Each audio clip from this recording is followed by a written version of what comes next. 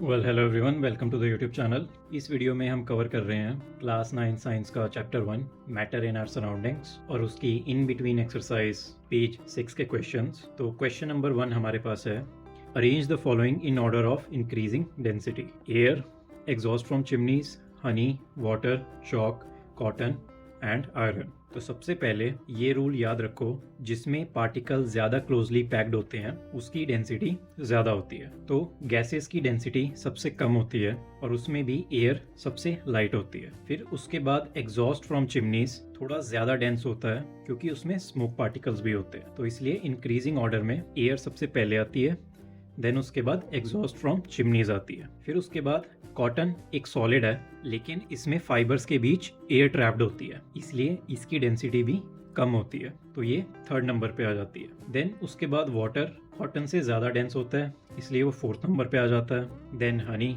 Water से ज़्यादा dense होता है, इसलिए फिफ्थ नंबर पे आ जाता है। देन उसके बाद चॉक, जो कि एक प्रॉपर सॉलिड है जिसमें पार्टिकल्स काफ़ी क्लोजली पैक्ड होते हैं। एंड देन अल्टीमेटली आयरन, जो कि एक मेटल है जिसमें पार्टिकल्स बहुत टाइटली पैक्ड होते हैं, इसलिए इसकी डेंसिटी मैक्सिमम होती है। Now question number 2A is tabulate the differences in the characteristics of states of matter. And इसी के साथ question number 2B which is comment upon the following. तो सॉलिड्स में पार्टिकल्स टाइटली पैक्ड होते हैं, liquids में थोड़े लूज होते हैं और गैसेज में काफ़ी दूर दूर होते हैं।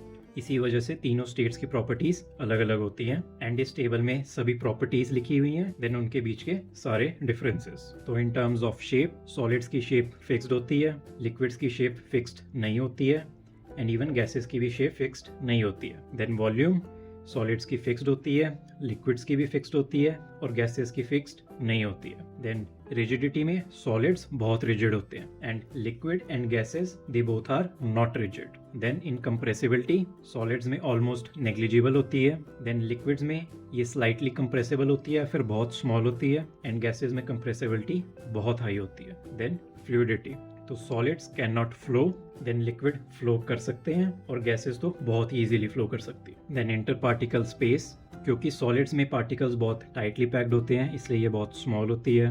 देन लिक्विड में इंटर पार्टिकल स्पेस मॉडरेट होती है और गैसेस में ये सबसे ज़्यादा होती है। एंड देन काइनेटिक एनर्जी या मूवमेंट की एनर्जी सॉलिड के अंदर लीस्ट होती है, देन लिक्विड्स में मोर देन सॉलिड्स होती है और गैसेस में ये मैक्सिमम होती है। देन डेंसिटी, क्योंकि सॉलिड्स में पार्टिकल्स बहुत टाइटली पैक्ड होते हैं इसलिए उसकी डेंसिटी सबसे हाई होती है। देन सॉलिड से कम डेंसिटी लिक्विड में होती है, इसलिए यहाँ पे मॉडरेट लेवल की डेंसिटी होती है। देन गैसेस में डेंसिटी सबसे कम होती है। Question number 3A is a gas fills completely the vessel in which it is kept. तो इसका आंसर है, gas particles have very high kinetic energy and large spaces between them so they can move freely and occupy the entire vessel. मतलब gases के particles के पास high kinetic energy होती है, large inter particle space होता है, इसलिए particles freely move करते हैं और पूरे वेसल को ऑक्यूपाई कर लेते हैं। Then question number 3B is A gas exert pressure on the walls of the container.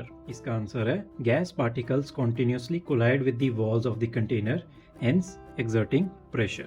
मतलब गैस के पार्टिकल्स कॉन्टिन्यूसली कंटेनर की वॉल से कोलाइड करते रहते हैं और इस कोलिजन की वजह से प्रेशर एक्सर्ट होता है। Then question number 3C is a wooden table should be called a solid. तो इसका आंसर है, it has a fixed shape and fixed volume, particles are closely packed, it is rigid, therefore a wooden table is a solid. मतलब wooden table के पास एक fix shape है, fixed volume है, particles closely packed हैं, rigid है, और ये सभी कैरेक्टरिस्टिक्स किसकी होती हैं? सॉलिड्स की, इसलिए वुडन टेबल भी क्या होगा? Solid. Then question number 3D is we can easily move our hand in air but we need a karate expert to break wood. इसका आंसर है, air has large space between particles, hence easy movement, and wood has tightly packed particles, hence it is difficult to pass through। मतलब air में particles के बीच बहुत ज़्यादा space होती है इसलिए मूवमेंट ईजी होता है। वहीं वुडन में पार्टिकल्स बहुत टाइटली पैक्ड होते हैं, स्ट्रॉन्ग फोर्स ऑफ अट्रैक्शन होता है, इसलिए उसको ब्रेक करना